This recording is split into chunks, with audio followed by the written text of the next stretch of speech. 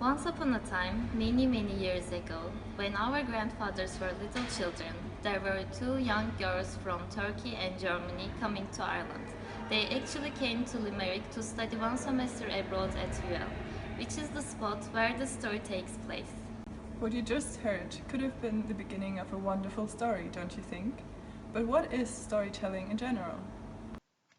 A folk tale may be described as a traditional fictional narrative which is handed down orally from one person to another.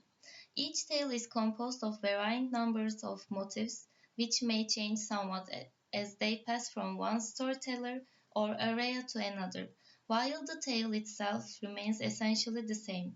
Almost anything could happen in a folk tale, like magical elements, cruel stepmothers, and talking animals. But in any way, the hero and the heroine always ended the tale by marrying happily. The main focus of our project is storytelling concerning fairy tales and legends and their impact on children. International folk tales are what we call fairy tales nowadays, although they almost never have anything to do with fairies. But they do happen in faraway places and abstract worlds, and they may contain magical elements. But they are certainly not told to be believed, only for enjoyment purposes. Occasionally, they may contain a moral aspect.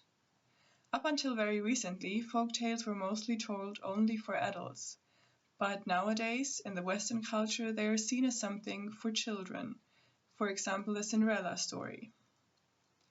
Folk tales tell the rules how to behave in an appropriate manner, so they can tell you what will happen if you do not follow the rules, which is necessarily important for children's stories. There's a specific type of figure in folklore called a fict, and a fict is, I suppose, like a bogeyman character. It's somebody who enforces the rules, and specifically for teaching children right from wrong. We all know the Cinderella story from Disney, but do we really know the true story? Actually, there are two distinct types of Cinderella tales, which are Cinderella and Catskin.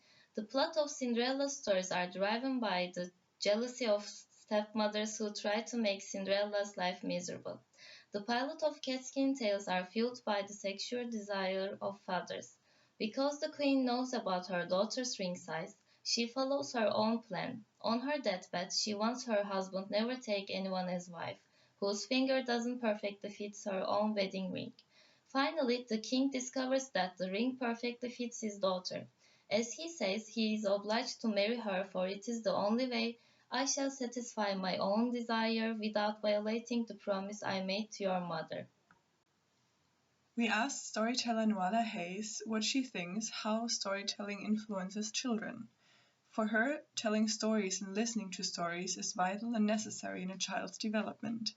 It is the habit of listening and engaging orally with a narrative that often loses out when we put the emphasis first on literacy, meaning reading and writing. She says that children nowadays do not need to use their imagination. They are now super fast at adapting to technology, but the language they use is often limited to what they hear on television or on the internet.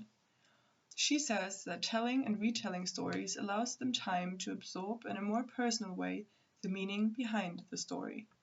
When it comes to the impact on children, a fairy tale liberates the child's subconscious so that he or she can work through conflicts. Many fairy tales are an imaginative depiction of healthy human development and help children understand the motives behind their rebellion against parents and the fear of growing up. The conclusion of most fairy tales portray the achievement of psychological independence, moral maturity, and confidence.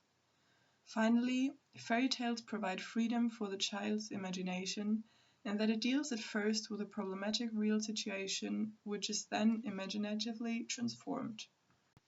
A well-known Irish legend is the story of the children of Lear. King Lear was married to his beloved wife, who bore him 4 children. After his wife's early death, he got married again to a woman called Eve. As Eve was jealous for the children's love to each other and their father, she turned the children into beautiful swans to get rid of her problem. As punishment for her behavior, she got turned into a demon of the air by her own father.